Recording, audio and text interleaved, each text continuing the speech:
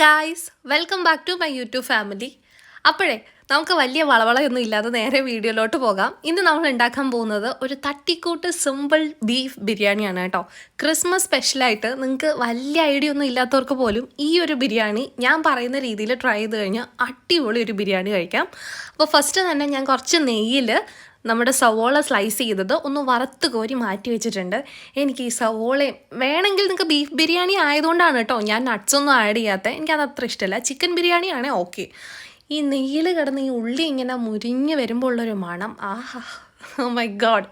അപ്പോൾ എന്തായാലും ഇനി അത് കഴിഞ്ഞിട്ട് കോരി മാറ്റി വെക്കുക. ബാലൻസ് ഉള്ള ഓയിലിലേക്ക്, അതായത് നമ്മുടെ നെയ്യ്, അതിൻ്റെ കൂട്ടത്തിൽ നിങ്ങൾക്ക് വേണമെങ്കിൽ ഡാൽഡയോ ഇനി അതല്ലെങ്കിൽ സൺഫ്ലവർ ഓയിലൊക്കെ മിക്സ് ചെയ്യുക കേട്ടോ. ഞാനിവിടെ കംപ്ലീറ്റ്ലി നെയ്യാണ് ഉപയോഗിക്കുന്നത്. ഇതിലേക്ക് ഇഞ്ചി വെളുത്തുള്ളി ഒന്ന് പേസ്റ്റ് ആക്കിയതോ അല്ലെങ്കിൽ ചതച്ചതോ, അതിൻ്റെ കൂട്ടത്തിൽ തന്നെ ഒരു സവോള, 2-3 സവോള എടുത്തിട്ടുണ്ട്. ഇത് സ്ലൈസ് ചെയ്തതും കേട്ട് ഒന്ന് ചെറുതായിട്ടൊന്ന് വഴറ്റിയെടുക്കുന്നുണ്ട് കേട്ടോ. അതവിടെ കിടന്ന് നന്നായിട്ട് വഴണ്ട് വരട്ടെ. അപ്പോൾ ആ സമയം കൊണ്ട് നമുക്ക് കുറച്ച് ഏലക്കയും കുരുമുളകും അതുപോലെ തന്നെ നമുക്ക് കുറച്ച് പെരുംജീരകവും കൂടെ ഒന്ന് പൊടിച്ചെടുത്ത് മാറ്റി വെക്കാം കേട്ടോ. ഇനി നമുക്കിതിലേക്ക് 2 പച്ചമുളക് കട്ട് ചെയ്തതും കൂടി ഇട്ട് കൊടുക്കുന്നുണ്ട്. നന്നായിട്ടൊന്ന് വഴറ്റിയെടുക്കുക. ഇത് അത്യാവശ്യം ഗ്രേവി സെറ്റായാൽ മാത്രമേ ആ ബിരിയാണിയുടെ അങ്ങോട്ട് പൊട്ടിക്കുമ്പോൾ കിട്ടുന്ന ഒരു ഫ്ലേവറൊക്കെ കിട്ടണമെങ്കിൽ ഗ്രേവി അതിൻ്റെ ഒരു കൂട്ട് നമ്മൾ അത്ര നല്ല സെറ്റായില്ലെങ്കിലുണ്ടല്ലോ ബിരിയാണി പക്ക ഫ്ലോപ്പായിരിക്കും. അപ്പോൾ ഇത് നല്ല ആസ്വദിച്ച് എന്താ പറയുക, നിങ്ങളെ ഇഷ്ടപ്പെട്ട് ചെയ്യുക. ബിരിയാണി ചെയ്യുമ്പം എനിക്ക് മനസ്സിലായിട്ടുള്ളൊരു സംഭവം അതാണ് കേട്ടോ. ഞാൻ ആദ്യമൊക്കെ ട്രൈ ചെയ്യുമ്പോൾ ഉണ്ടല്ലോ ഭയങ്കര ഫ്ലോപ്പായിരുന്നു.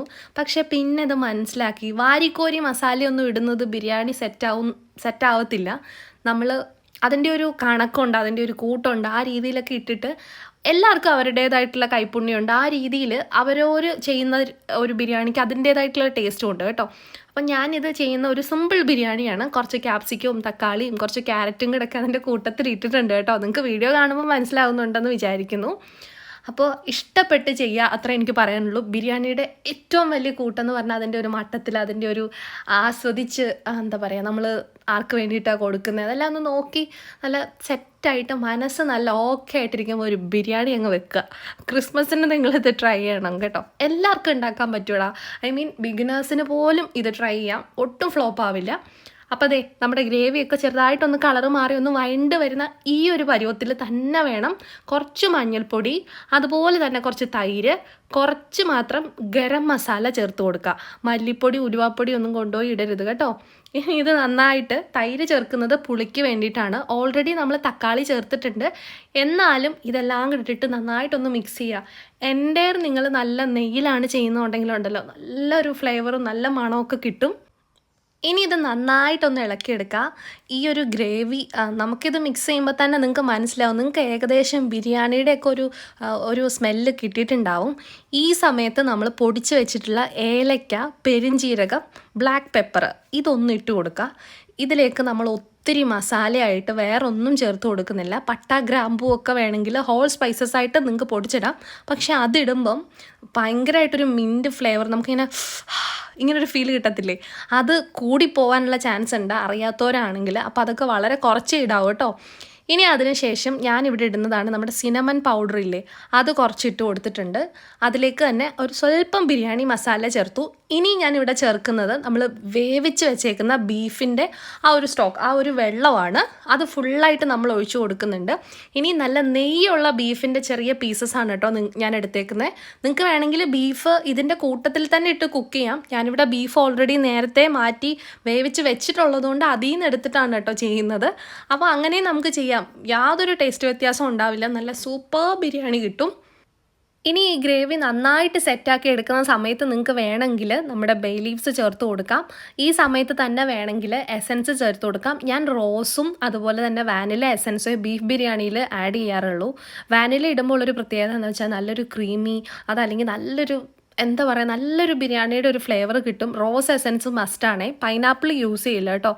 അതാണ് ഞാൻ ചെയ്തപ്പോൾ എനിക്ക് സക്സസ് ആയിട്ടുള്ള കാര്യങ്ങളാണ് കേട്ടോ വീഡിയോയിൽ പറയുന്നത്. പിന്നെ ഇതിലേക്ക് കാശ്മീരി ചില്ലി പൗഡറാണ് ചേർക്കുന്നത്. വളരെ കുറച്ചിട്ടാൽ മതി, ഒരു കളറിന് വേണ്ടിയിട്ടാണ്. ഇനി ഇതൊരു 10 മിനിറ്റ് അല്ലെങ്കിൽ അതിനുള്ളിൽ തന്നെ ആ ഗ്രേവിയും ബീഫും അതിലേക്ക് മസാല, നമ്മുടെ ബിരിയാണിയുടെ ആ ഒരു സ്മെല്ല് കിട്ടണം. ഒന്ന് സെറ്റാക്കി എടുക്കുക. ഇനി നമുക്ക് റൈസ് ഇട്ട് കോട്ടിങ് ചെയ്യാം. നിങ്ങൾക്ക് വേണേൽ ലെയറിങ് ചെയ്യാം. സെപ്പറേറ്റ് ഒരു ലെയർ കറി ഗ്രേവി കൊടുക്കാം, ഒരു ലെയർ റൈസ് കൊടുക്കാം, എന്നിട്ട് വീണ്ടും ഇങ്ങനെ കൊടുക്കാം. പക്ഷേ ഇവിടെ എല്ലാവർക്കും എന്ന് വെച്ചാൽ മിക്സ് ചെയ്ത് കഴിക്കുന്നതാണ് ഇഷ്ടം. അപ്പം ഞാൻ ഈ ഗ്രേവിയും റൈസും കൂടെ കുറച്ച് എന്താ പറയുക, നമ്മൾ ഫ്രൈ ചെയ്ത് വെച്ച ഐറ്റംസും കുറച്ച് മല്ലിയിലയൊക്കെ ഇട്ടിട്ട് പുതിന ലീവ്സൊക്കെ കട്ട് ചെയ്തിട്ടിട്ട് ഞാനിങ്ങനെ മിക്സ് ചെയ്യാണ് ഇവിടെ പതിവ്. എല്ലാവർക്കും അതാണ് കേട്ടോ കൂടുതൽ ഇഷ്ടം. ഈ സമയത്ത് ഞാൻ കുറച്ചും കൂടെ എസൻസ് മുകളിൽ കൂടെ ചേർത്ത് കൊടുക്കുന്നുണ്ട്. എസൻസ് വെള്ളത്തിൽ വേണം മിക്സ് ചെയ്യാൻ. 1/2 ടീസ്പൂൺ എസൻസിന് 1 ടേബിൾ സ്പൂൺ അളവിൽ വെള്ളം ചേർത്ത് വേണം കേട്ടോ മിക്സ് ചെയ്യാൻ. ഡയറക്റ്റ് എസൻസ് യൂസ് ചെയ്യരുത്, അത് ഒട്ടും ഹെൽത്തിന് നല്ലതല്ല. അപ്പോൾ ഞാൻ ഈ പറഞ്ഞ ട്രിക്കൊക്കെ വെച്ചിട്ട് നിങ്ങൾ ഈ പ്രാവശ്യം ഒന്ന് ട്രൈ ചെയ്ത് നോക്ക്, എന്തായാലും അടിപൊളിയായിരിക്കും. നിങ്ങൾക്ക് വീഡിയോ ഇഷ്ടമായെന്ന് വിചാരിക്കുന്നു. പിന്നെ ഞാനൊരു ഇമ്പോർട്ടൻറ്റ് കാര്യം പറയാൻ വിട്ടുപോയി. നിങ്ങൾ ബസ്മതി റൈസാണ് എടുക്കുന്നതെങ്കിൽ 2 ഗ്ലാസ് അരിക്ക് 4 ഗ്ലാസ് അളവിൽ വെള്ളം ഒഴിച്ച് ഒരു 3 വിസിൽ കേൾപ്പിച്ച് വേവിച്ചെടുത്താൽ മതിയായിരിക്കും. നല്ല അടിപൊളിയായിട്ട് വെന്ത് കിട്ടും. 15 മിനിറ്റ്സ് ഒന്ന് വെള്ളത്തിൽ നേരത്തെ സോക്ക് ചെയ്ത് വെക്കാൻ മറക്കല്ലേ. അപ്പോൾ ഈ വീഡിയോ ഇഷ്ടമായെന്ന് വിചാരിക്കുന്നു. നമുക്ക് മറ്റൊരു വീഡിയോ കാണാം. So by.